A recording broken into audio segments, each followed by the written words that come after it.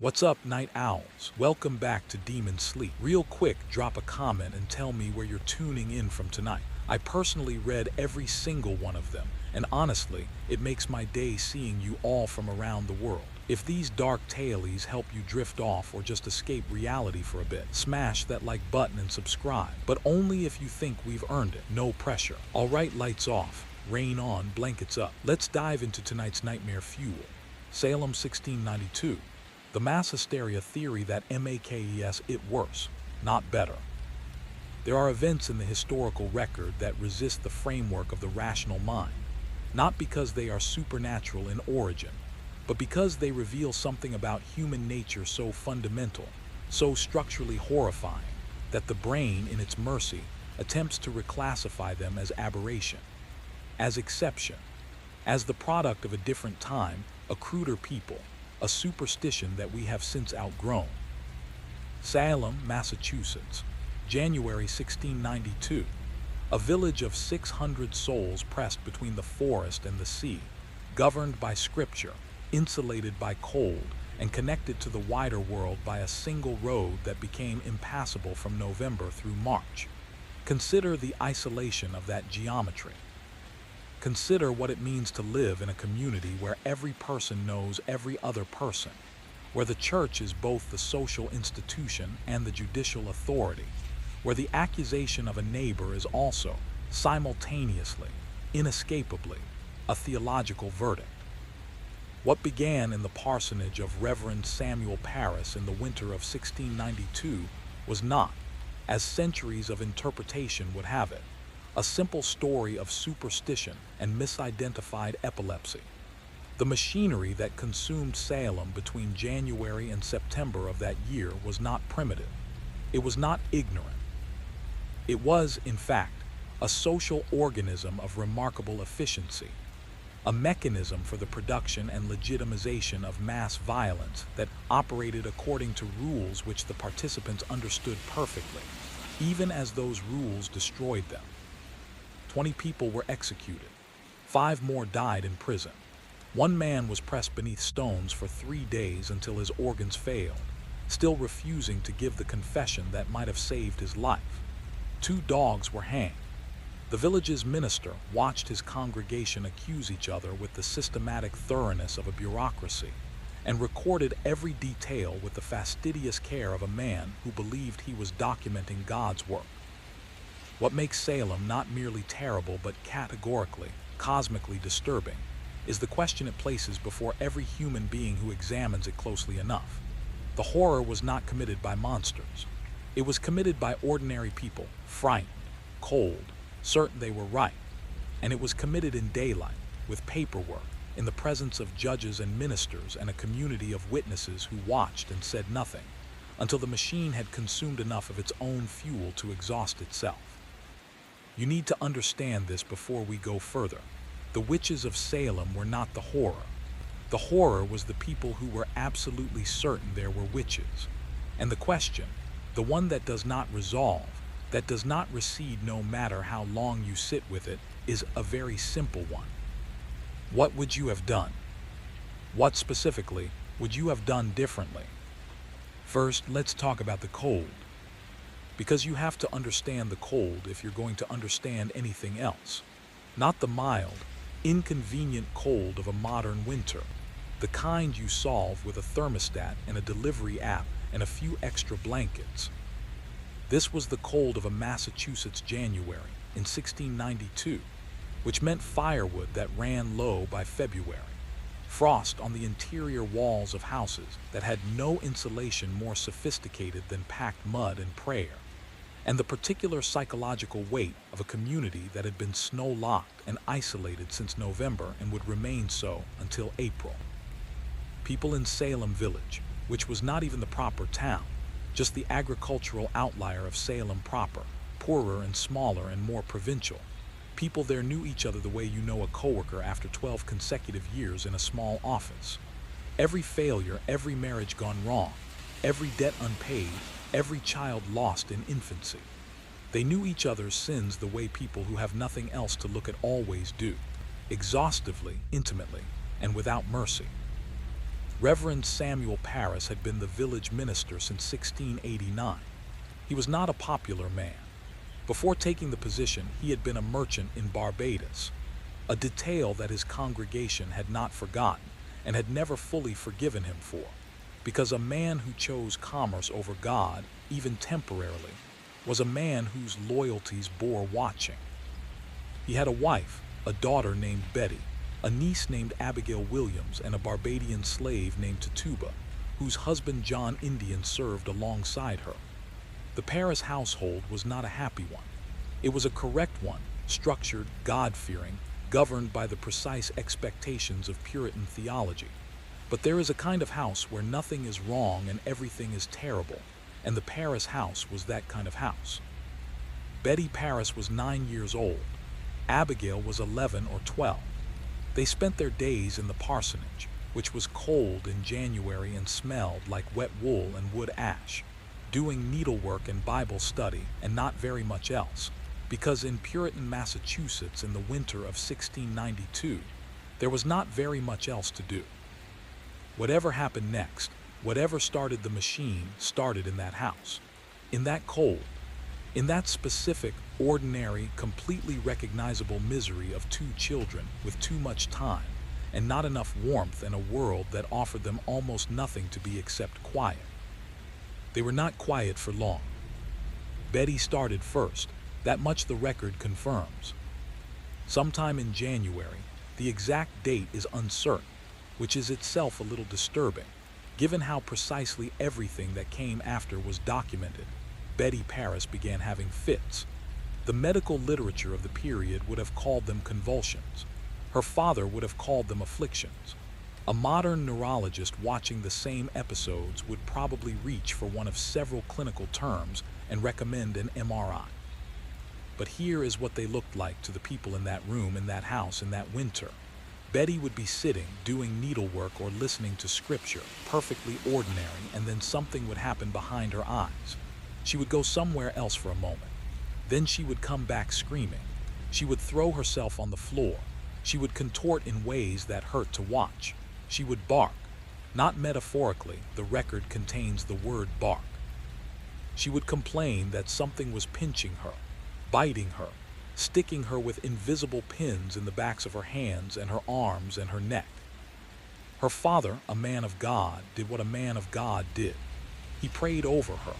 It didn't help.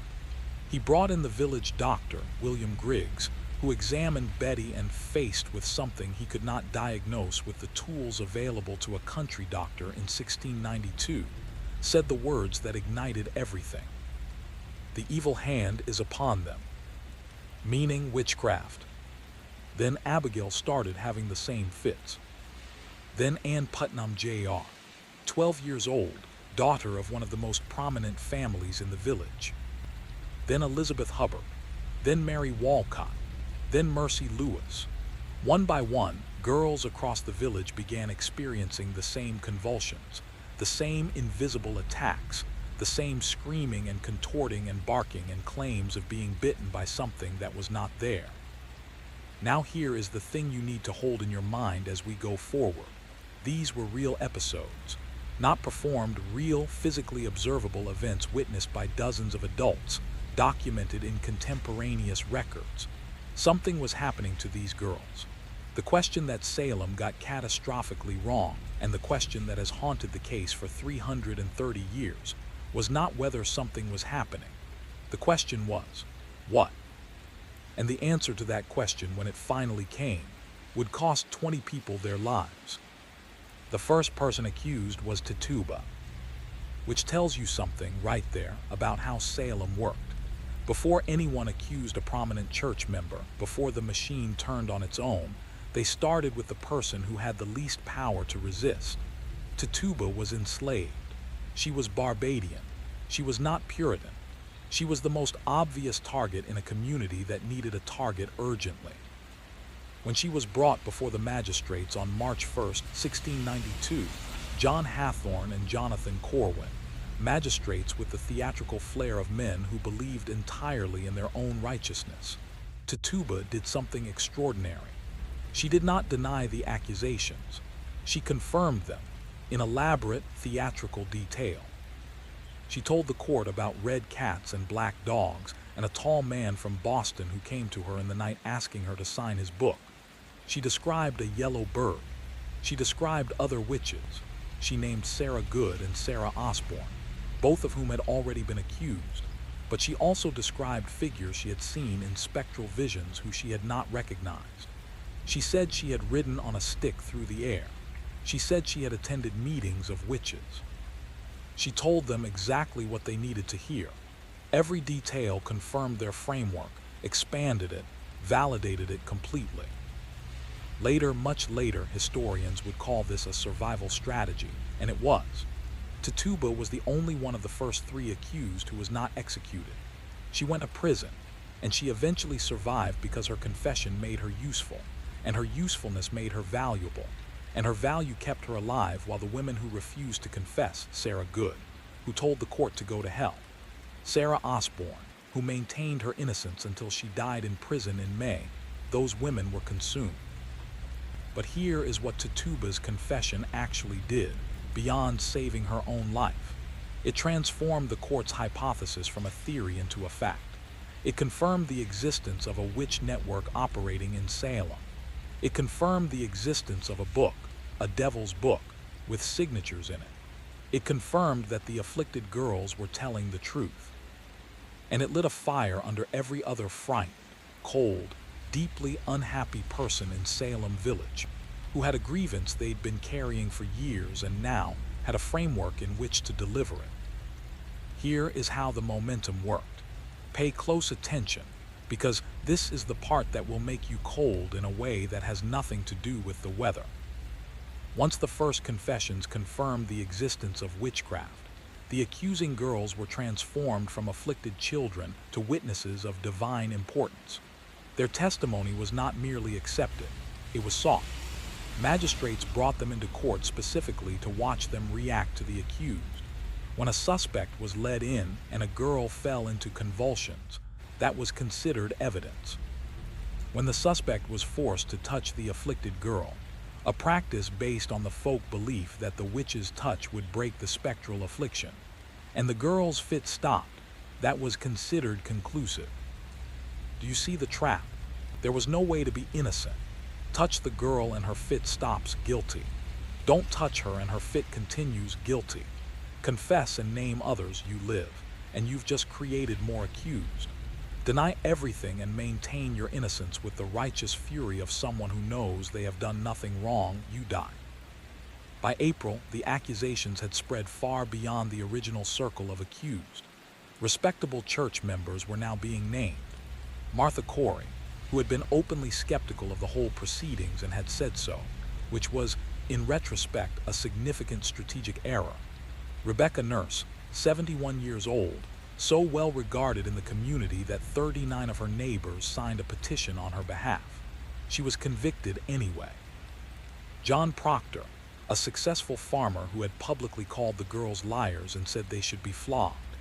He was named by Mary Warren, who had been one of the accusing girls and briefly recanted. Then, when she found herself named as a witch in retaliation, rapidly re-recanted and went back to accusing. The machine was running now, and machines, once running, don't stop because someone says please. There was something wrong with the village that spring. Not wrong in any way you could point to exactly.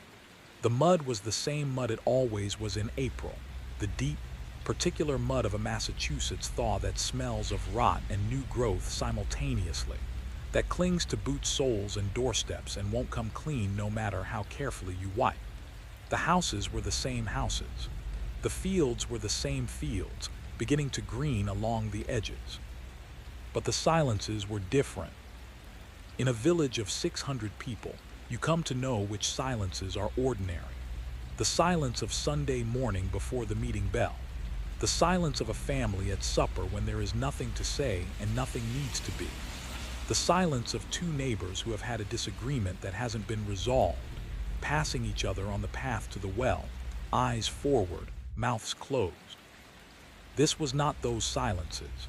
This was a silence with a different texture, the kind that happens when people are being careful. When words are being weighed before they're spoken, measured for how they might sound to someone listening from the wrong direction. When greetings become slightly too cheerful and goodbyes become slightly too brief. Martha Corey's husband noticed it first. Or if not first, he noticed it most clearly, the way that after his wife was named, his neighbors began to meet his gaze for precisely the right amount of time. Not too long, not too short, just enough to be correct. The way conversations concluded when he arrived. The way the space around him in the meeting house had gradually, over a period of 2 weeks, expanded by approximately 6 inches on each side. Nobody said anything to him. That was the thing. Nobody said the explicit words. The community had simply rearranged itself, very quietly, the way water rearranges around a stone.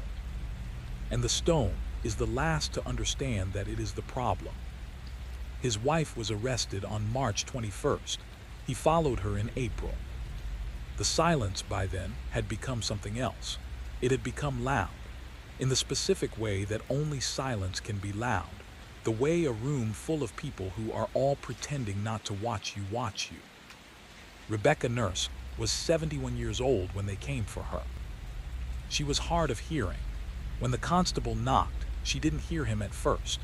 Her daughter-in-law had to go to the door. Rebecca came out of the back room slowly, the way old women move when the cold has been in their bones for 6 decades, carefully, precisely, holding the doorframe for a moment before crossing the threshold. She was confused at first. The charges didn't register properly in the way that confusion sometimes obscures terrible clarity. She had been a church member for 20 years. She had 8 children, all of whom were alive.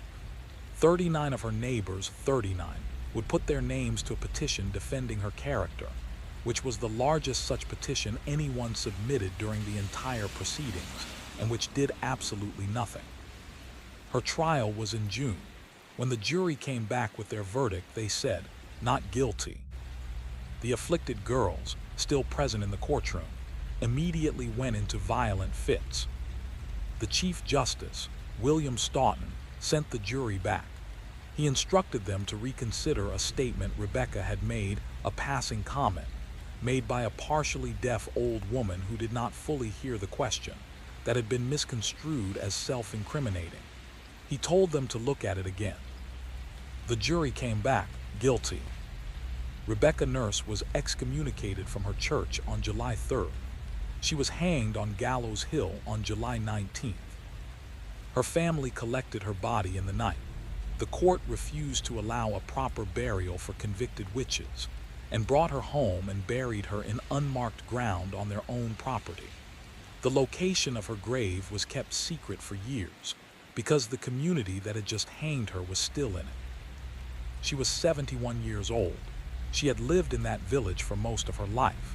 She had 39 neighbors who believed in her. 39 neighbors who put their names to a piece of paper and then went home and watched her hang anyway. The most important thing to understand about the Salem trials is not what was said, it is what was not said. Ann Putnam S.R., mother of the accusing girl Ann Putnam Jr., was a woman who had lost 2 infant children in the previous decade and who had carried for years a family grievance against the Nurse family over a property dispute. Her daughter accused Rebecca Nurse. Her daughter also accused several other people with whom the Putnam family had long-standing disputes. Nobody said this in court. Nobody pointed to the pattern. Thomas Putnam, Ann S.R.'s husband, wrote the letters to the court on behalf of the afflicted girls. He was one of the most prolific writers of formal accusation documents during the entire crisis. The people his letters accused included the heirs of an estate he was contesting, a man who had gotten a ministry position that Putnam had wanted for someone else, and several members of the faction opposing his in a long-running village political dispute. Nobody said this in court. Nobody pointed to the pattern. The afflicted girls were given enormous social power by the proceedings, young women in a community that offered women almost no power at all. They were listened to. They were centered. They were taken seriously by magistrates and ministers, and the entire governmental apparatus of the colony. What happened to the girls who tried to recant, who stepped back from the accusations and said, quietly, that maybe they had been mistaken, happened very quickly and very visibly, and the remaining girls observed it and adjusted their behavior accordingly. Nobody said this in court. Nobody pointed to the pattern. Small things, wrong details, a property line, a ministry appointment, a child's name on a letter that an adult had written. The silence around these details was not unconscious. It was chosen. Every day in Salem Village in the spring and summer of 1692, people chose the silence, and in choosing it, fed the machine another name. That is the horror that doesn't go away. That one, the chosen silence. June 2, 1692. The Court of Oyer and Terminer convenes for the first time. Oyer and Terminer, French for to hear and to determine. A legal instrument of the highest efficiency. Governor William Phipps appointed 9 judges. The chief judge was William Stoughton, who had a law degree from Oxford and an absolute, unshakable conviction in the guilt of the accused. Stoughton was not a man who entertained doubt. He was not equipped for it. The court met in Salem town. The accused were transported from the jail in Boston, where they had been held in chains, because the court had accepted the theory that an unchained witch could send her spirit out to afflict others more freely. The jailers charged the prisoners rent for their cells. If prisoners could not pay, their families paid. If their families could not pay, the debt accumulated against their estates. Several of the accused were financially ruined before they were tried. The first to be tried was Bridget Bishop, June 2nd. She was convicted in a single day. She had been accused once before in 1679 of witchcraft charges that had been dropped. She wore a red bodice, which the court considered notable. She had several men testify that they had found what they described as poppets, small effigies, concealed in the walls of her house during a renovation. The poppets had pins in them. June 10th, 1692. Bridget Bishop was hanged on Gallows Hill. She was the first. 5 more were hanged on July 19th, Rebecca Nurse among them. Sarah Good, who told Reverend Nicholas Noyes to stop lying about her as the noose went on, told him that if he took her life, God would give him blood to drink. Nicholas Noyes died 25 years later of an internal hemorrhage. He choked on his own blood. August 19th, 5 more. John Proctor among them. His wife Elizabeth was pregnant. A pregnant woman could not be executed, and she survived. September 19th. Giles Corey, 80 years old, pressed to death by stones laid on a board placed on his chest. The purpose was to force a plea. Without a plea, no trial. Without a trial, no conviction. Without a conviction, his estate would pass intact to his heirs rather than being forfeit to the court. He lay under the stones for 2 days and did not plead. He did not say guilty. He did not say not guilty. He said repeatedly when they asked him to speak, more weight. He was dead by the 3rd day. His estate went to his heirs. September 22nd, 8 more hanged, the last. 19 people on the gallows, 1 man under stones, 5 dead in prison, 2 dogs executed for witchcraft. 155 people accused, 14 women, 5 men executed, 24 total dead. The machine ran from January 1692 to May 1693, when the last prisoner was released. The total cost in court fees, in jail rent, in confiscated property, was borne largely by the families of the accused. 1. Linda Caporail, a behavioral psychology graduate student at UC Santa Barbara, published a paper in the journal Science. The paper was titled Ergotism, the Satan Loosed in Salem. Ergot is a fungus, Claviceps purpurea. It grows on rye grain in conditions of cold winters followed by wet springs. Salem Village, 1692. Rye was the primary grain crop. The winter of 1690-11692 was recorded as unusually cold, and the spring was unusually wet. The conditions were precise. When ergot is consumed in contaminated grain, It produces a compound structurally identical to LSD.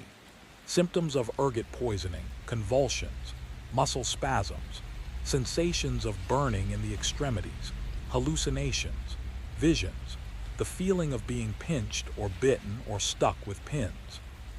Exactly, with terrible clinical precision, the symptoms reported by the afflicted girls. Caporal mapped the ergot theory geographically. The afflicted girls were clustered in the western part of Salem Village, along the Ipswich River, the part of the village where the boggy, wet farmland conditions best supported ergot growth. The accusers and the accused were overwhelmingly from this area. The part of Salem Village on the drier, sandier soil to the east produced almost no accusers and almost no accused. The theory has been contested. Historian Mary Matossian supported it.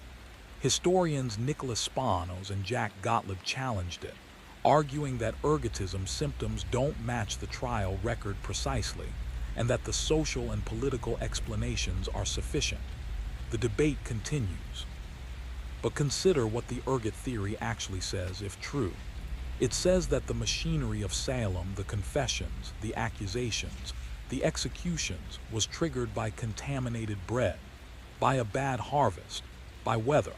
It says that 20 people were hanged because the rye was wet. It says that the girls were not lying, not performing, not calculating. They were seeing things that were not there with the complete and terrifying sincerity of a mind that cannot distinguish hallucination from reality. Which does not make it better, which makes it considerably, catastrophically worse. Because if the girls genuinely believed what they were saying, if the convulsions were real and the visions were real to them, then the adults in the room, the magistrates and ministers and judges who built a judicial apparatus around those visions and hanged 20 people on the strength of them, had no excuse at all. The documentation of the Salem trials is extraordinary in its completeness. This is part of what makes it so disturbing. The court stenographers were meticulous. The examination transcripts survive nearly in their entirety. You can read verbatim the exchange between Chief Magistrate Hathorne and Sarah Good on March 1, 1692.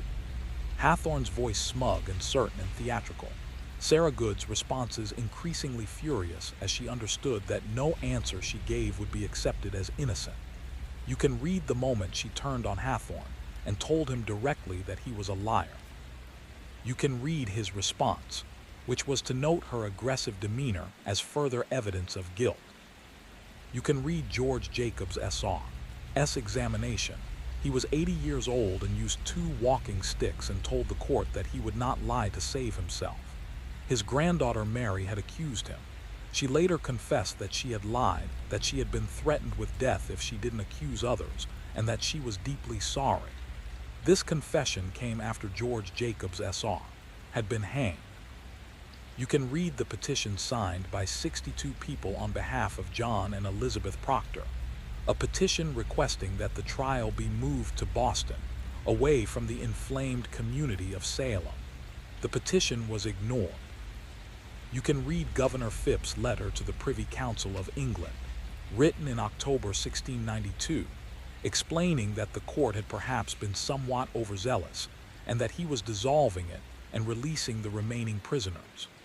His tone is administrative, slightly defensive, the tone of a man managing a public relations problem rather than accounting for 20 deaths. You can read Samuel Sewall's public apology, delivered in 1697 in Boston's Old South Meeting House, in which he stood before his congregation and accepted personal blame and shame for his role as a judge. He asked his congregation to pray for forgiveness on his behalf. He was the only judge who ever publicly apologized.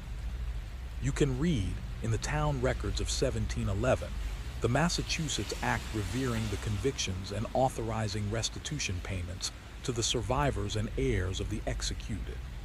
The total sum authorized was £578 and 12 shillings, divided among the families of 20 dead people, plus survivors. The documentation is complete. Nothing is missing. You can read exactly what happened in the words of the people who did it. That is, in its way, the most terrifying thing about Salem. The record is intact. Nobody lost the papers. The machine left its own complete user manual for anyone who wanted to build another one. Let's talk about Giles Corey for a minute, because Giles Corey deserves more than a footnote. He was 80 years old. He had been in Salem Village for 30-some years. He was not a particularly well-liked man. He had a history of legal disputes, a temper, a reputation for stubbornness that had apparently only sharpened with age. His third wife, Martha, was arrested in March. He testified against her at first because, in a community building such furious momentum, testifying against your own family member was a way of demonstrating your own innocence. It didn't work. By April, he was named himself. He was a big man, even at 80. The kind of big that doesn't entirely leave even when old age takes the muscle, that stays in the frame and the hands. When they laid the boards on him and began adding stones, he didn't make it easy for them.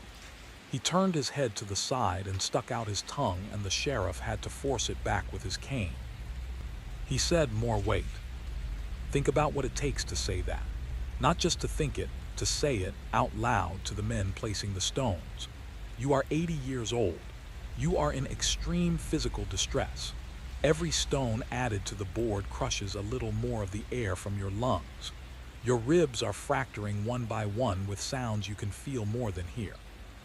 The sheriff is there, the magistrate is there, and they are telling you that you can stop this at any moment. Just say guilty or not guilty. Just let us try you, just give us the word. And Giles Corey, 80 years old, chest crushed, tongue forced back in with a cane, said, "More weight." He knew exactly what he was doing. Without a conviction, his property went to his heirs, the two sons-in-law he'd been deliberately protecting for the 3 days he'd been lying in that field. With a conviction, the court took everything. He had done the math. He had decided. Every stone they added to the board was a choice Giles Corey was making freely, and the men placing the stones knew it, and it was making them furious, and he knew that too. He died sometime on September 19th. His last recorded words were "more weight." They buried him in an unmarked grave, which they would come to regret, because Giles Corey has achieved a kind of immortality that William Stoughton, for all his Oxford law degree and his absolute certainty, absolutely has not. Ann Putnam, Jr., was 12 years old in 1692. She was one of the most prolific of the afflicted girls. Her name appears in connection with 21 people who were formally accused, including Rebecca Nurse and George Jacobs, S.R., and Giles Corey, 21 people from a 12-year-old. In 1706, Ann Putnam stood before her congregation in the Salem Village Church and delivered a public apology. She was 26 by then. It is the only public apology ever offered by one of the original accusing girls, and it is a remarkable document in its construction, because it is at the same time a genuine expression of remorse and a very careful piece of deflection. "I desire to be humbled before God for that sad and humbling providence that befell my father's family in the year about 92, she said. She described herself as an instrument of Satan. She said she did not do it out of anger, malice, or ill will to any person. She asked forgiveness of the families of those she had accused. She did not say, "I lied." She said, "I was an instrument." Here is what you need to hold alongside that apology. Ann Putnam, Jr., was 12. She was a child in an adult-constructed apparatus that gave her enormous power, more power than any 12-year-old girl in Puritan Massachusetts was ever given. Power that came with the implicit threat that if she stopped using it, if she recanted, the apparatus would turn on her. She had watched what happened to Mary Warren when Mary Warren tried to recant. She had seen the machine eat its own. She was 12. She knew something terrible was happening. She continued for months. She accused 21 people. She was 12. That sentence is the one that doesn't resolve, because the horror of it doesn't land in any single direction. It lands in all of them simultaneously, on the community that created the conditions, on the adults who built the machine and used children to run it, on the children who ran it and could not stop, on the 12-year-old girl who stood in a church at 26 and said, "I was an instrument." She was an instrument. She was also the one holding herself. Now let's talk about the people who didn't do anything, the ones who watched. Because there were people in Salem who knew, not guessed, knew. Thomas Brattle, a Boston merchant and mathematician, wrote a letter in October 1692 that is one of the most damning documents in the entire historical record. He laid out, clearly and methodically, exactly why the court's procedures were wrong. He described spectral evidence as inherently unreliable. He pointed out that convicted people were dying for confessing to a crime that could not be proven to have occurred. He noted the geographic clustering of the accusers and asked whether that might indicate a shared physical cause. He observed that in other parts of Massachusetts, equally respectable ministers were declaring the whole preceding a catastrophic miscarriage of justice. He mailed this letter to a friend. It circulated privately among Boston's intellectual community. It was not published until after the trials ended. Robert Califf, a Boston merchant, spent years collecting documented evidence against the proceedings. He published a book called More Wonders of the Invisible World in 1700, 8 years after the executions. That was a systematic demolition of the court's methods and the evidence used. Cotton Mather, who had been one of the most prominent supporters of the trials, had copies of Califf's book publicly burned in Harvard Yard. Governor Phipps's wife was accused of witchcraft in September 1692. The following month, Phipps dissolved the court. These things happened in sequence. The community did not stop the machine when its operation seemed unjust. It stopped the machine when the machine pointed at people who were too important to sacrifice. When the accusations reached Lady Phipps, when they reached the wife of Nathaniel Saltonstall, a judge who had resigned from the court in protest in June, and was subsequently named as a witch himself. When the machine began consuming its own architects, the architects found the off switch. They had possessed the off switch the entire time. They simply hadn't needed it before. Here is the final thing King would ask you to sit with before we move into what comes next. Take any name from the trial record, not the famous ones, not Giles Corey, not Rebecca Nurse. Take a random name. Take Samuel Wardwell, a carpenter from Andover, 49 years old, who was named in August, confessed in September to save his life, then recanted his confession and was hanged on September 22nd. The last batch. He had a wife named Sarah. He had children. He had a carpentry business. Or take Susanna Martin, 67 years old, of Amesbury, who had been accused of witchcraft twice before and had survived both times by being forthright and combative and refusing to be intimidated, and who was hanged in July because the third time the apparatus was running too hot for survival. She reportedly laughed in court. The record notes her laughing. Or take any of the 155 who were accused and survived, who came out of prison in 1693 after months in chains, financially ruined, their reputations permanently marked, returning to a community in which they had to live alongside both the people who had accused them and the neighbors who had said nothing. Salem Village continued to exist. The same people on the same roads, with the same mud and the same cold Januaries, for years and decades after. They went to the same church. They sat in the same pews, the accusers and the accused and the silent witnesses, and the people who had signed the petitions and the people who had written the examination transcripts, and they passed the bread and the wine and they said the words. History tends to present Salem as a before and after. Before, hysteria. After, rationality restored, lessons learned, never again. But the people of Salem didn't have that transition. They had to keep being themselves, keep being neighbors, keep going to church on Sundays in the same building where they had watched each other be condemned. That specific ongoing reality, the community that had to keep living in the machine it had built and operated and finally turned off, is so human and so familiar and so completely, specifically terrible that it is not possible to look at it and feel that it is entirely in the past. Is it? I ask you, reader, I implore you, to consider what it means to accuse someone.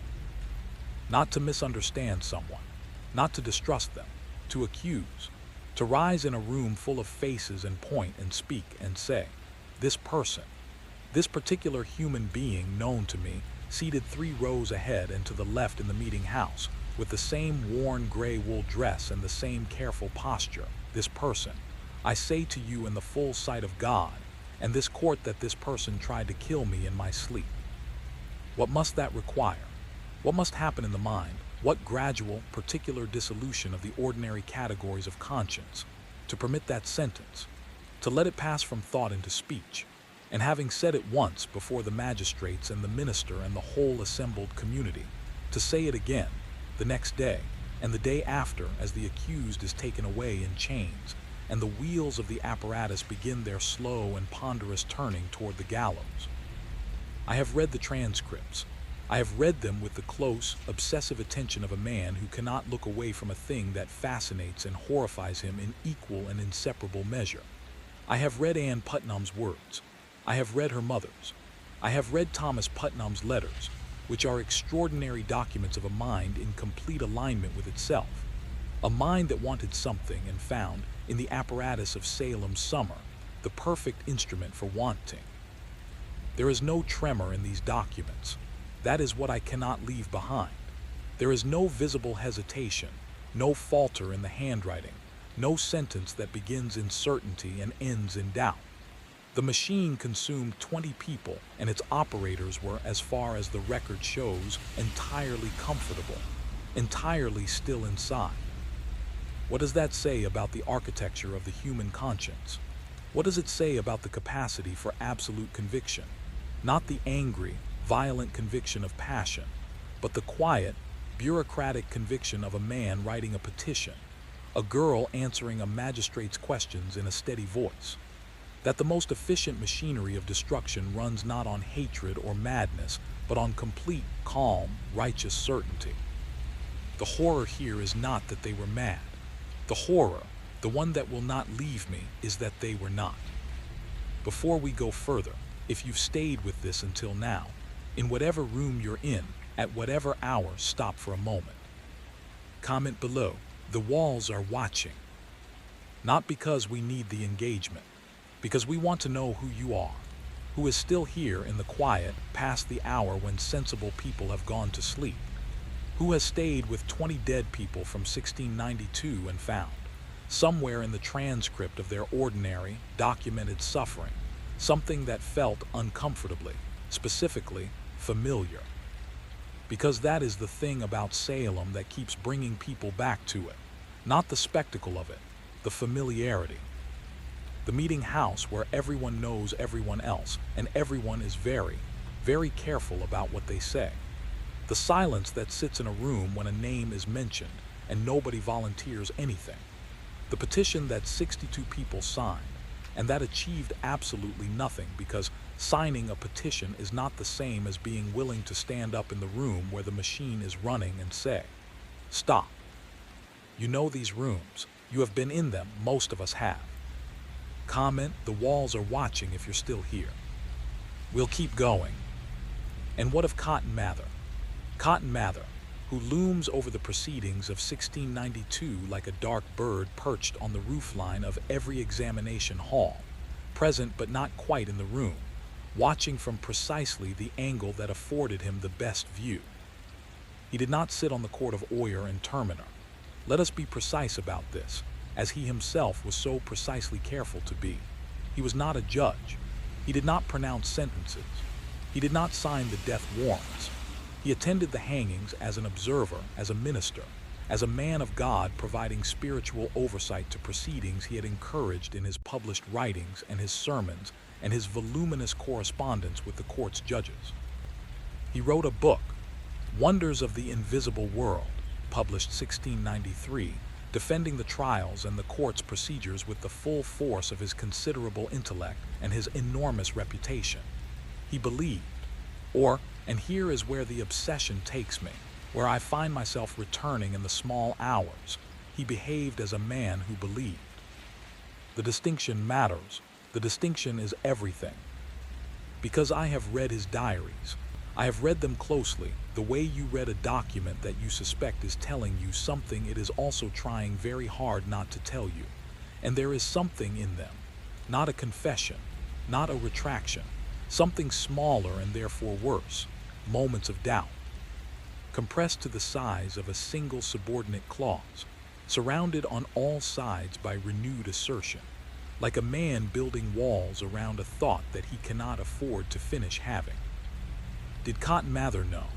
Did some part of him, the part that read Greek and Latin and Hebrew, the part educated at Harvard at 12 years old, the part that had read broadly enough to encounter other accounts of mass accusation and their eventual accounting, did that part whisper something in the dark before sleep that the waking, writing, performing Cotton Mather suppressed with his entire formidable will? I cannot say. The record is there and the doubt is there, and between them is a space that will not close. That has not closed in 330 years. Was it true? Was it performance? Was it both, layered so thoroughly that even he could no longer find the seam? That silence in his diary, that single compressed, walled-around pause, is louder to me than the hangings. To examine Salem in isolation is to miss the point of Salem entirely. The historian who looks at the summer of 1692 and sees an aberration, a local fever, a colonial peculiarity, a cultural pathology specific to the Puritan theology of 17th century Massachusetts, is the historian who has not yet had the considerable discomfort of comparing it to the other instances, the similar instances, the structurally identical instances, distributed across time and geography with a regularity that suggests not accident but pattern. Basque witch trials of 1609 and 1610, 300 people accused, 11 burned, the machinery running until the Inquisitor Alonso de Salazar Frias actually went to the affected communities and conducted empirical investigations that found no physical evidence of any witchcraft whatsoever, at which point the Spanish Inquisition, an institution not typically celebrated for epistemic humility, officially concluded that most of the accused were innocent and stopped. The Wurzburg witch trials, 1626 to 1631, 157 people executed, including 19 priests, children as young as 7, the wealthiest citizens of the town, the most beautiful woman in the region, specifically noted in the record, and the bishop's own nephew. The machine did not distinguish between class, age, or piety. The machine processed whatever it was fed. The Pendle witches of Lancashire, 1612. The North Berwick trials of Scotland, 1590. The Stockholm cases of 1669 to 1676, in which children were the primary accusers and the accused were predominantly women of middle age. And the procedures were so recognizably similar to Salem that historians have speculated about direct informational influence, though no evidence supports direct contact. What emerges from this pattern, what becomes visible when you step far enough back to see the whole shape of it, is not a collection of isolated incidents. It is the outline of a mechanism, a specific, reproducible, cross-cultural mechanism for the organized destruction of a community's most vulnerable members through the application of collective belief, judicial structure, and the natural human appetite for an explanation that names a cause and a face. The mechanism does not require witches. The mechanism does not require any content at all. It requires only the structure, and the structure is old, older than Salem, older than the trials that preceded Salem, old enough that the underlying architecture of it may be embedded not in culture or theology or law, but in the organism of collective human behavior itself. That is what Salem is at its most fundamental scale, not an aberration, not a cautionary tale, a demonstration, a proof of concept, a record of what the mechanism produces when given adequate conditions. The conditions are not as unusual as you would like to believe. The legal concept at the heart of the Salem proceedings was called spectral evidence, and it is worth examining with the care it deserves. because it represents something remarkable in the history of epistemology. A moment when a legal system formally decided to accept as evidence things that were by definition invisible and unprovable and admitted no test or contradiction. Spectral evidence, the testimony of a witness that the accused person's spirit, their specter, had appeared to the witness in a dream or vision and done harm. The body of the accused might be elsewhere, verifiably present at a different location, with witnesses to confirm it. That was not a defense. The specter operated independently of the body. The accused was responsible for what their specter did, whether their conscious self willed it or not. Consider the total logical perfection of this framework. The accused cannot disprove spectral evidence because the events are not subject to physical verification. The accuser cannot be contradicted because only the accuser experienced the vision. Any denial by the accused is consistent with guilt, because a witch would naturally deny being a witch. Any expression of distress or anger at the accusation is consistent with guilt, because a witch would naturally be distressed at exposure. Any excessive calm is consistent with guilt, because a witch with enough practice might know to perform innocence. Chief Justice Stoughton accepted spectral evidence as the primary basis for conviction. He was advised not to by Increase Mather, Cotton Mather's father, who wrote a paper in October 1692 arguing that it was better for 10 witches to escape than for one innocent person to die. Stoughton accepted the advice in principle. He continued accepting spectral evidence in practice until the court was dissolved. The thing about a framework in which no evidence can exonerate is that such a framework, once constructed, tends toward a specific and singular conclusion, not by malice necessarily, not by conspiracy necessarily, simply by the logic of the structure. A machine designed to find guilt will find it in every input until it stops. The Court of Oyer and Terminer found guilt in 100% of the cases it tried, not because Salem Village was comprehensively witchcraft-ridden, because it was a machine and it was running. The question, the one that occupies the territory where no comfortable answer lives, is whether such machines are artifacts of a cruder time, whether the architecture of them is history, safely past, whether the conditions required to construct them and the human appetites that run them have in fact been outgrown. The historical record, examined with sufficient breadth, does not strongly support that conclusion. There is a detail in the aftermath of Salem that most histories mention briefly, acknowledge as sad, and then move past toward the cleaner narrative of apology and restitution and lesson learned. The afflicted girls continued to live in Salem. They grew up there. They became women in the community they had set on fire. They married. Some of them, they had children. They attended church, the same church in some cases, where their testimony had sent people to their deaths. They were neighbors for decades with the families of the dead. Mary Walcott married and had children and lived in Salem her entire life. Elizabeth Hubbard remained in the community. Mercy Lewis eventually moved away to Boston, which may say something. Ann Putnam Jr. made her public apology in 1706 and remained in Salem Village until her death in 1716, unmarried, caring for her younger siblings after both parents died. She was the last surviving member of her immediate family. The community rebuilt itself around the wreckage it had made of itself, which is what communities do, because they must.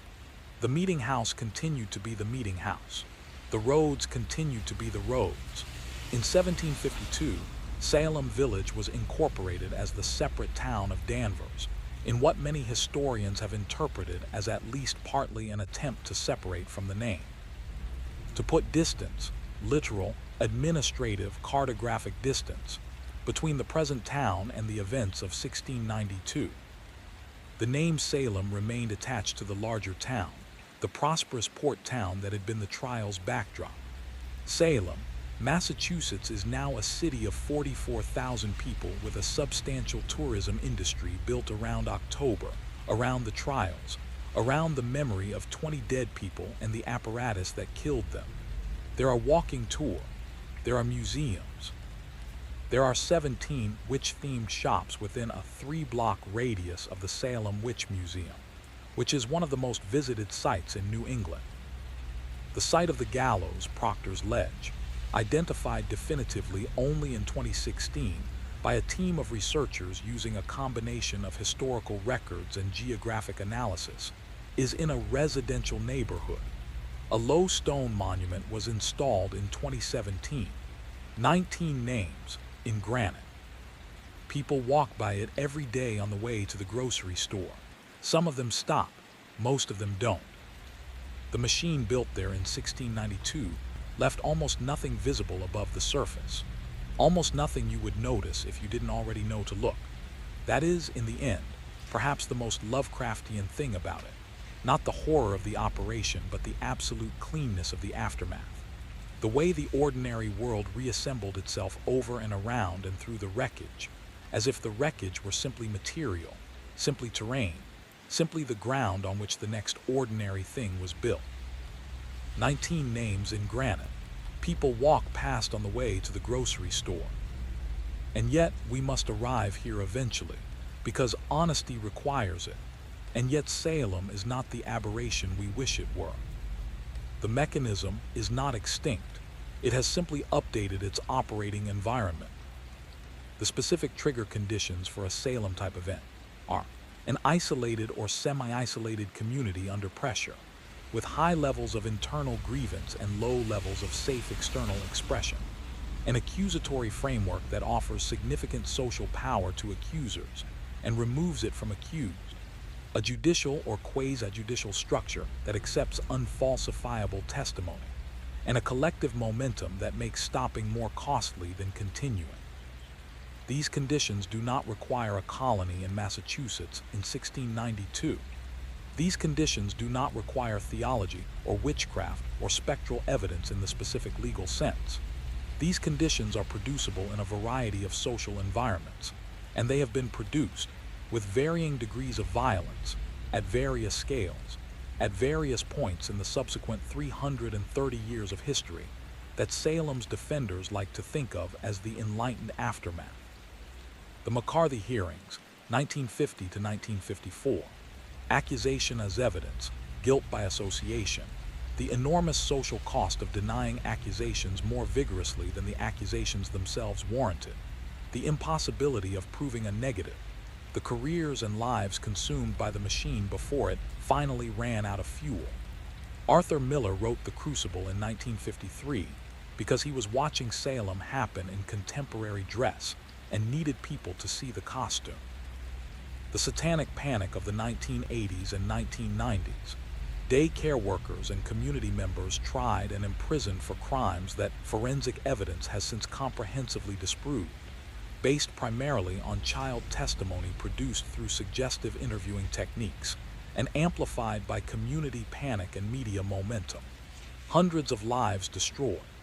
Multiple people served years or decades in prison. The mechanism ran for more than a decade before the evidentiary standards were re-examined. These are not casual comparisons, they are structural identifications. The machine is the same machine.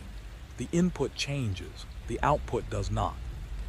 What the full weight of Salem's history ultimately requires of the honest observer is not grief, though grief is appropriate, and not outrage, though outrage is appropriate, but a very specific, uncomfortable question that the observer must then carry forward. What am I currently certain of? What in my present community am I absolutely certain is true, certain enough to act on, certain enough to sign, certain enough to say out loud in a room full of people who are also certain? And what would it take? What specific evidence? What specific argument? What specific counter-testimony to make me uncertain? If the answer is nothing, then the machine has a new operator. It is ready when you are. Samuel Sewall stood before his congregation on January 14, 1697, and read from a piece of paper. He stood because the apology was meant to be standing, the posture of a man who had been wrong and knew it, and would not soften that knowledge with the easier posture of sitting. He had been a judge. He had signed the death warrants. He had sat on the court of Oyer and Terminer through all of it, all 19 convictions, all 5 deaths in prison, all of it, and he had believed at the time that he was doing God's work. Now it was 5 years later, and he was standing in a church reading from a paper, and the paper said that he accepted blame and shame for his participation in the proceedings, and he asked the assembled congregation to pray for forgiveness on his behalf. The minister read it aloud and Sewall stood. The congregation prayed. The service continued. He was the only one. Of 9 judges, he was the only one who stood up and said, "I was wrong." The others found various other accommodations, that they had acted in good faith, that the evidence at the time had seemed compelling, that an imperfect instrument in the service of justice was still an instrument of justice. Stoughton, the chief judge, maintained until his death in 1701 that the court had been right, and that the interruption of its work had allowed guilty people to escape. He never doubted, and he never apologized, and he died comfortably. But Sewall is the interesting case, is he not? Because what does it mean to apologize in January 1697 for acts committed in the summer of 1692? What does it mean to stand up in a church and say, "I was wrong," 4.5 years after the last body was cut down from the gallows, after the prisoners were released from the Boston jail, still owing rent for the cells they'd occupied, after the community had already begun the long work of reassembly and normalization? What did the families of the dead receive from his apology? What was restored to them? The apology is sincere, I believe. Sewall was not a cynical man. His diary shows a mind genuinely wrestling with what he had done, a mind that could not, unlike Stoughton's, simply close the door on it and live behind it. The guilt was real. The remorse was real. And the dead remained dead. And the apology, sincere as it was, did not change a single thing about that reality, and Sewall knew that, and he stood up anyway and read from his paper and sat back down. Is that enough? Is that what justice looks like when the machine has already finished its work? An old man standing, reading from paper in a church, 5 years later. I have no answer, only the question which does not leave. I must speak to you now of the confession trap, of the monstrous logic that sat at the center of the Salem proceedings, and has sat at the center of every similar proceeding throughout recorded history. Because to understand it is to understand why the machine was so efficient, and why stopping it was so nearly impossible. The logic, confessing to witchcraft saved your life. Maintaining your innocence sentenced you to death. 18 of the 19 people hanged in Salem refused to confess. Giles Corey, pressed to death, refused to confess. The 5 who died in prison maintained their innocence to the end. Of the approximately 50 people who confessed, who stood before the court and said, "Yes, I am a witch. I signed the devil's book. I attended the witch's Sabbath," none were executed. Observe the perfect, terrible efficiency of this arrangement. The court required confessions to validate its framework. Confessions confirmed that witchcraft was real, that the court's methods were sound, that the afflicted girls were telling the truth. Confessions also implicated others. Each confessor was required to name additional witches, which expanded the machine's fuel supply. So confessions served every institutional interest of the court simultaneously. Therefore, the court incentivized them with the ultimate incentive, survival. But consider what confession meant for the confessor afterward. You had publicly stated, before God and a court of record and your entire community, that you had made a compact with the devil. You had named other people, possibly people you loved, possibly completely innocent people, as fellow witches. You had endorsed the court's framework entirely. And then you were released back into the community, carrying that confession, which was now a matter of permanent public record, to live among the people you had named, and the people who had watched you name them. Some of the confessors recanted later. Samuel Wardwell recanted his confession in September 1692 and was hanged. Mary Easty, who initially confessed and then recanted because she could not in conscience maintain a lie, was hanged on September 22nd. Her final petition to the court, written from prison days before her execution, is one of the most extraordinary documents in the entire record. She did not beg for her own life. She asked the court to change its procedures so that other innocent people would not die. She was hanged on the morning the petition was delivered. The confession trap is not history. It has been deployed in modified form in every system of political or social oppression that has needed both the confession and the confessor's silence about the confession's involuntary nature. The names change. The trap is the same trap. I return to this obsessively, in the manner I return to all things that will not leave me alone. Why does the trap work so reliably?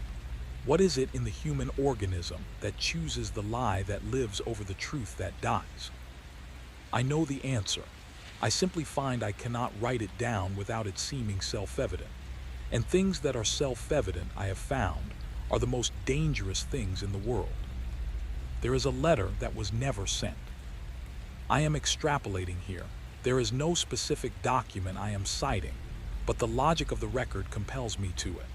In any community of 600 people, over the course of 8 months during which 20 of them were killed by judicial mechanism, there must letters that were written and not sent, journal entries that stopped in the middle, conversations that were started and not finished because finishing them would have required saying, out loud, what both speakers already knew.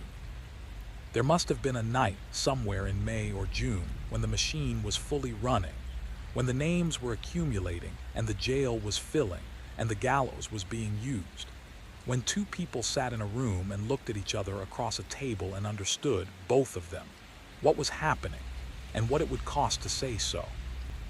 What would that silence have felt like? What particular quality of weight would it have to be sitting across from someone you trust, knowing that trust itself is now dangerous, that the wrong word overheard and reported could be the word that ends you? What happens to a community's inner life when it reaches that inflection point? When the cost of truth exceeds the cost of silence, and silence becomes the new social contract. I think of the 39 people who signed the petition for Rebecca Nurse. I think about them going home that night. I think about what they said to their spouses, in the privacy of houses that were not private, in a village of 600 where every wall was thin and every conversation audible to someone. I think the thing they said was nothing. I think they came home and sat down and said nothing, because nothing was the safest thing, and safety had become the first and nearly only virtue left. And in that nothing, in that chosen, terrified, reasonable, complicit nothing, 20 people found their way to the gallows. The machine does not require its operators to believe in it. It requires only their silence. It has always required only their silence. Gallows Hill. The name itself is so direct, so unashamed of what it is, that it achieves a kind of brutal poetry. They hanged them in the morning. Execution at dawn, the light barely established, the sky the color of old pewter, the air carrying the particular damp cold of a Massachusetts September that presses through wool and settles in the bones. They were brought in carts from the jail in Salem town, manacled, in the specific bodily indignity of people who have been chained for months, and whose bodies have accommodated the chains in ways that will not easily undo themselves. Gallows Hill is not dramatic. That is the first thing to understand about it. It is a modest elevation, a rocky ledge with poor soil and scraggly trees, unremarkable in every visible way. There is nothing in the land itself that suggests what was done on it. The rocks do not carry the weight. The trees are simply trees. The hill is a hill. It is now, as it has been since the early 18th century, surrounded by residential housing, a park, a playground. But in the morning of July 19th, 1692, they brought 5 people up that hill, and the crowd assembled was large. Because the executions were public, because the community was meant to watch, because the watching was itself part of the mechanism, the shared witnessing that made each member of the community a participant in the execution, and therefore complicit in its justification. What did it look like? The bodies of people who have been hanged look like nothing else in the world. The particular angle of the neck, the specific stillness of the hands that had been so recently alive, the body's vocabulary of movement, the entire archive of gesture and expression, gone entirely in the space between one heartbeat and the absence of the next. And the crowd watched. Reverend Nicholas Noyes watched Sarah Good die and called her a witch even as she swung. And 5 people were dead, and the cart went back down the hill, and the crowd went home to their cold houses and their routines and their dinners, and the next execution was scheduled for August. They came back in August. They came back in September. Each time the crowd assembled on that modest rocky hill and watched and went home again. What does it take to do that? What does the human body do with the knowledge of what it has witnessed? The actual, physical, bodily knowledge of having stood and watched? Does it metabolize it? Does it compartmentalize it? Does it become, over repeated witnessing, simply a fact of the season like the harvest, like the cold, like the other unremarkable things that happen in late summer and early fall? I do not ask this in judgment. I ask it because the capacity to be present at something and not be destroyed by the being present is a human capacity I find I cannot fully account for. The crowd went home. The crowd came back. 20 people died on that hill, and the crowd that watched them die went back to being the community afterward. That survival, that terrible, necessary human survival, is as disturbing to me as the dying. Martha Corey was hanged on September 22nd, 1692. She was 65 years old. She had been named in March, jailed, tried, and convicted on evidence that included the testimony of several of the afflicted girls, who claimed her specter had visited them and sat on their chests and twisted their necks. She maintained her innocence every day from her arrest in March to the morning they put the rope on her. Not merely maintained it, argued it, pushed back against it, demanded it be taken seriously. She was the woman who had publicly doubted the girl's afflictions before she was accused herself. She was the woman who had made the tactical error of skepticism in a community where skepticism was indistinguishable from guilt. On the morning of September 22nd, on Gallows Hill, Martha Corey knelt and prayed. That detail in the record stops me every time. That she knelt. That even on the hill with the rope in view, she went to her knees. Not in submission to the court, she had refused that with everything she had for 6 months. In prayer, in the specific bodily posture of a woman speaking to God, which she was entitled to do, which no court had the jurisdiction to remove from her, which was hers entirely and completely regardless of what was happening on the hill around her. Reverend Nicholas Noyes, present for the executions as he had been for all of them, prayed with the condemned and then watched them die and then, according to some sources, looked at the bodies of the 8 hanged that morning and said that he was standing before 8 firebrands of hell. 8 human bodies, still warm, and a minister calling them firebrands of hell. Sarah Good, as you may remember, had told him on the gallows in July that if he took her life, God would give him blood to drink.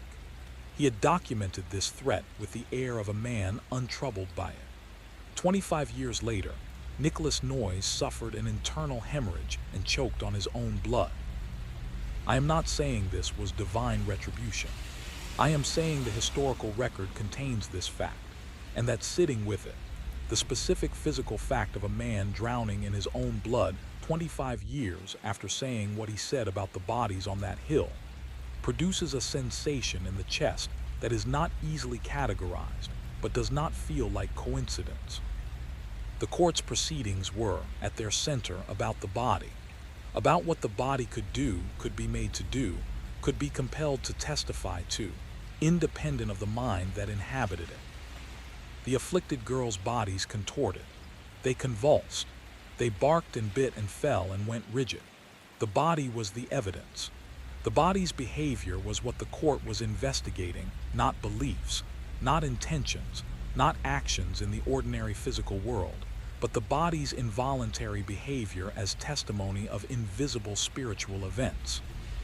And then the accused bodies were subjected to physical examination. Women accused of witchcraft were examined by committees of matrons who searched their bodies for witches' teats, supernumerary nipples, or skin abnormalities that were understood to be the marks through which a witch fed her familiar spirit. Bridget Bishop's examination found such a mark.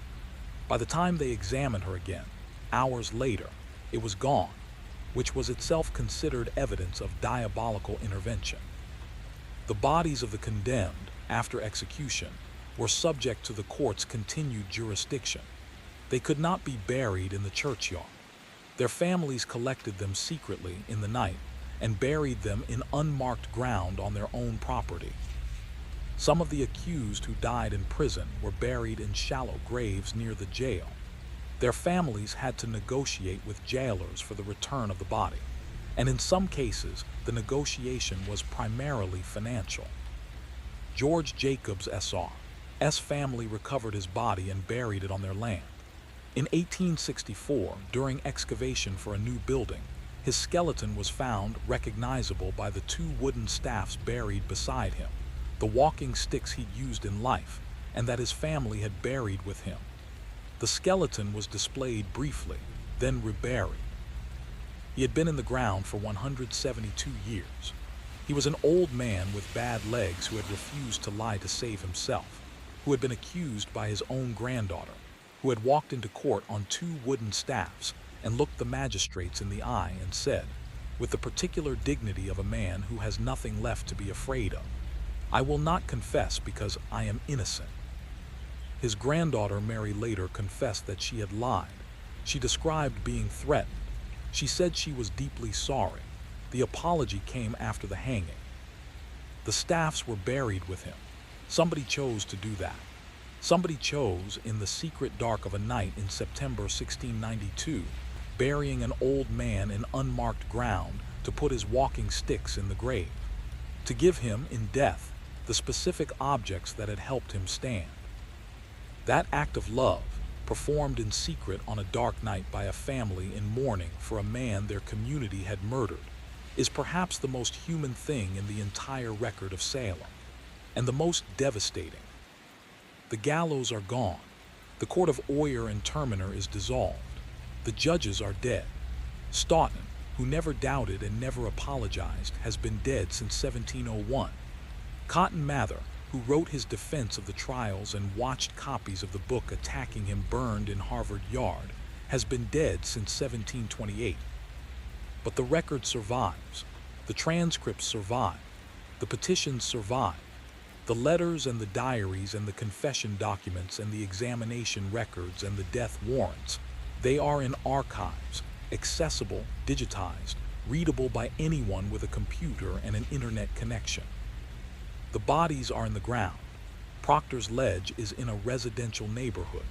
Rebecca Nurse's grave is on her family's homestead, which is now a museum. Giles Corey is in an unmarked grave somewhere in the Salem area. The precise location was lost to history, and the attempts to identify it have not been conclusive. What survives, beyond the record, is something harder to locate but more durable: the shape of the mechanism, the architecture of how a community turns on itself, the documentation of what the machine requires and what it produces and how it stops, the evidence, inscribed in court documents and death warrants, and the carved names on the granite monument at Proctor's Ledge, of what absolute certainty in the absence of falsifiable evidence costs. That is what Salem left behind, and it is not small. It is not a local historical curiosity or a cautionary tale for simpler times. It is a precision instrument for the examination of present certainty, a template, a mirror.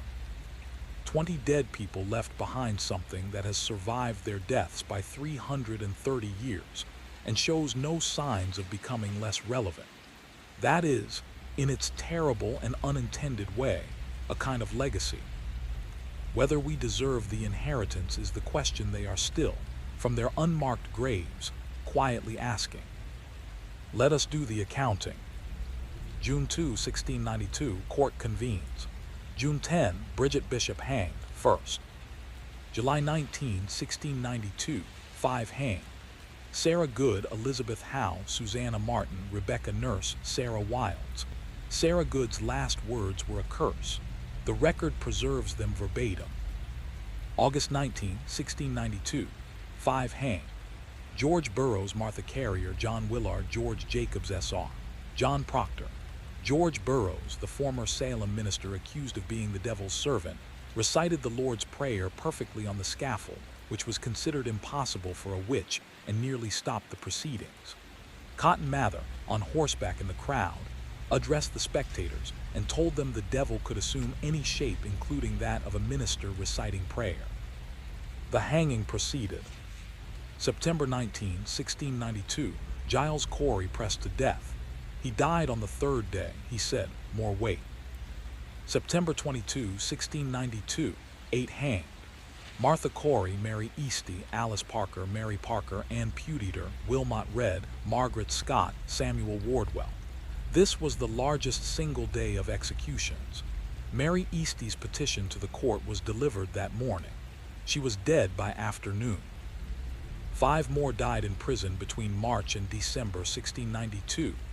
Sarah Osborne, Roger Toothaker, Lyndia Dustin, Ann Foster, an unnamed infant born to a woman imprisoned during pregnancy. 2 dogs were executed on suspicion of witchcraft. Total documented dead, 25 people and 2 dogs. Total accused, between 150 and 185, depending on how formal accusation is defined in the record. Total confessions, approximately 50, none of whom were executed. Total formal apologies from court officials. 1. Samuel Sewall, 1697. Total financial compensation to survivors and heirs. £578 and 12 shillings, authorized 1711. Total convictions reversed by the Massachusetts legislature, all of them. 1957. It took until 1957 to officially clear the last 5 names, due to procedural gaps in the 1711 reversal. The last formal exoneration of Elizabeth Johnson, Jr., who had confessed under duress in 1692 and whose name was missed in all previous reversals, was signed by Massachusetts Governor Charlie Baker on July 28, 2022. 330 years. The machine left paperwork. The paperwork outlasted everyone in the room. The paperwork is still being processed. The Salem witch trials were not the largest witch trial event in history, not even close. Germany, 1560 to 1680, approximately 25,000 to 30,000 executions for witchcraft, according to the most conservative academic estimates. Some historians put the figure higher. Scotland, 1563 to 1736, approximately 3,836 tried, approximately 1,500 executed. Scotland had one of the highest per capita rates of witch execution in Europe. France, Germany, Switzerland combined during the peak persecution period of 1580 to 1650. Historians estimate 50,000 to 60,000 total executions across Europe over the full 300 years of organized witch persecution. 50,000 people, 60,000. The numbers at this scale exceed comprehension in the same way that very large distances exceed spatial intuition. The mind knows the number but cannot hold the weight of it. Salem's 19 hanged and 5 dead in prison are, in this context, a footnote. A small, local, well-documented footnote in an archive of mass killing so comprehensive that it represents one of the longest-running institutional programs of targeted violence in Western history. What distinguishes Salem is not its scale. What distinguishes Salem is its documentation and its aftermath. The fact that it happened in a literate, record-keeping, English-speaking colony, whose descendants became Americans who built a nation rhetorically premised on the rule of law and individual rights, and who then had to reckon, in their own courts and their own legislature and their own newspaper columns and their own school curricula, with the fact that the first major judicial event in their history was the systematic execution of innocent people by a court. Salem matters to Americans the way it does because it is their founding horror, the one that cannot be explained as belonging to another culture, another continent, another faith tradition, another civilization. It is theirs. It happened in the same geographic and cultural lineage as the Constitution and the Declaration of Independence. It is in the same family. The reckoning is therefore personal in a way that a European witch trial is not. The confrontation with Salem is a confrontation with the origin of the apparatus, with the question of what the apparatus was always capable of and may always be capable of when the conditions are right. The conditions are not complicated. The conditions are not rare. Reverend Samuel Parris served as Salem Village's minister until 1696. He was asked to leave, not expelled, not prosecuted, not charged with any offense. Asked to leave, which is how communities handle the people who ran the machine when the machine is finally stopped. Not with prosecution, with a quiet, firm, collectively negotiated departure. He wrote a defense of his conduct. He maintained that he had acted in good faith. He left Salem Village and took another ministry elsewhere. He married a second time after his wife Elizabeth died. He had a son who died young. He died in 1720 in Sudbury, Massachusetts, at the age of 67, not especially distinguished and not especially condemned. A man who had done what he had done and lived in the middle distance of history afterward. His daughter Betty, the 9-year-old who started the fits in January 1692, recovered relatively quickly after the family left Salem Village. She married a shoemaker named Benjamin Barron in 1710. She had several children. She lived until 1760. She was 67 years old when she died, the same age as her father. She outlived the trials by 68 years. What did she know by the end? What, in the long accumulation of years and distance from that winter, did she understand about what her body had done in that cold house in January 1692, when she was 9 years old and her father was the minister, and her mother was sick and the fits began? No record speaks to this. She left no memoir, no letter, no recorded account of looking back. She simply lived and had a family and died at 67. And the record of her is a birth date and a marriage date and a death date and the name of the shoemaker she married. What the record doesn't contain is more interesting. What she saw looking back, what she understood, whether she knew in the long quiet of her ordinary life the weight of what those months had set in motion. The record is silent. The machine's first operator left no confession. July 28, 2022. Governor Charlie Baker's office, Boston, Massachusetts. The governor signed a bill passed by the Massachusetts State Legislature formally exonerating Elizabeth Johnson, Jr. She had been 17 years old in 1692. She had confessed. The confession had saved her life. Every subsequent legislative act clearing the convicted had missed her name, through bureaucratic oversight, through the confusion of multiple legal proceedings, through the specific way that formal processes in a democracy move slowly and with gaps.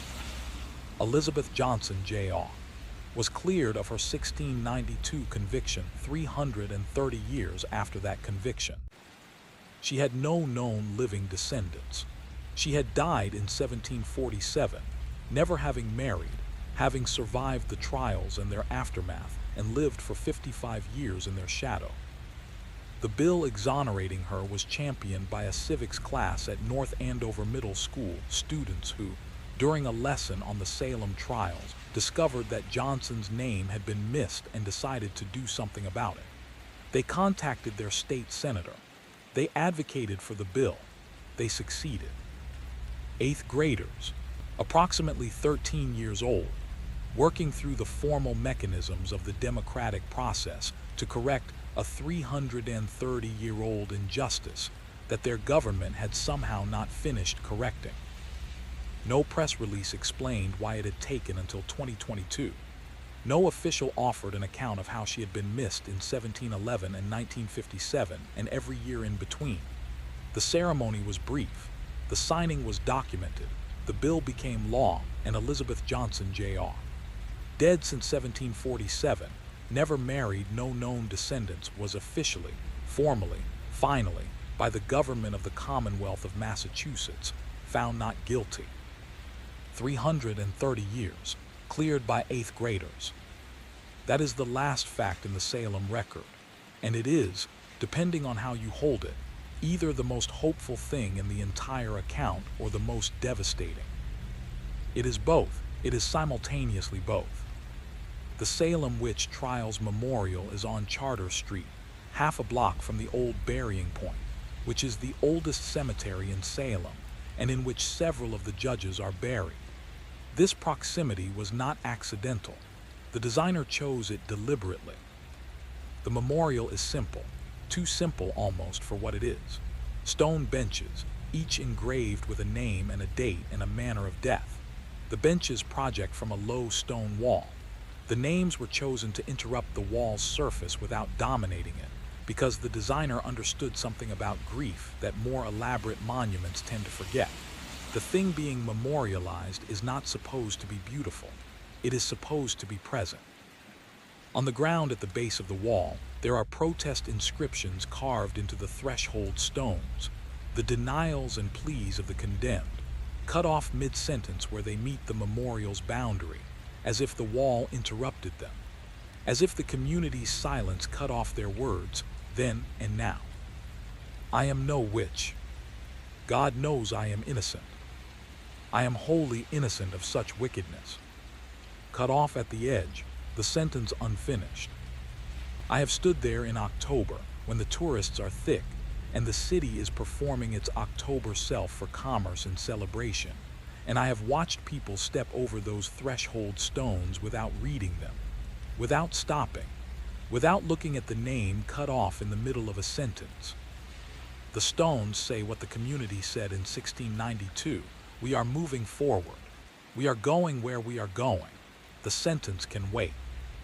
The sentence has been waiting for 330 years. It is still unfinished. It will be unfinished for as long as people walk over it to get somewhere else. There is no resolution to offer you. That is the honest last word. There is only the residue. 19 names in granite at Proctor's Ledge. A stone memorial on Charter Street where the sentences are interrupted by the boundary wall. An archive of court documents that was complete before the last body was cold, because the machine documented itself with the thoroughness of a system that believed entirely in its own legitimacy. A town that changed its name in 1752 and could not change what the name had once belonged to. The mechanism, I return to this word because no other word fits as precisely. The mechanism is not a historical artifact. It is a perennial one. It requires a community under pressure, a framework for accusation that exceeds the framework for defense, a judiciary that values the confession over the contradiction, and the specific human appetite for certainty that, denied its proper objects, will create the objects it needs and prosecute them. These requirements are not exotic. They are not alien to any political or social environment that has ever existed. They are native to the species. And so the final question, the one that does not resolve, the one that Lovecraft would call incomprehensible, and that Poe would call the thing that sounds in the night below all other sounds, is not about Salem. It never was about Salem. The question is about the cold house, and the cold winter, and the girl who begins having fits in January, and the community that needs an explanation, and the apparatus that is already there waiting to be used, and the human mouth that opens to say a name. Whose name, any name will do. The machine is not selective. The machine processes whatever it is fed. The machine is patient. The machine is not tired. The machine has been running in one form or another for as long as there have been communities and fear and certainty and silence, and it will continue to run for as long as those four things coexist, which is to say, for the foreseeable extent of human civilization. There is no ending to give you. There is only this. Somewhere right now, in a community under pressure, in a room where a meeting is happening, a name is being said. The room is nodding. The silence around the name is growing. The apparatus is warming up. What would you do? In that room with that name, with that silence pressing in from all sides, what would you do differently? And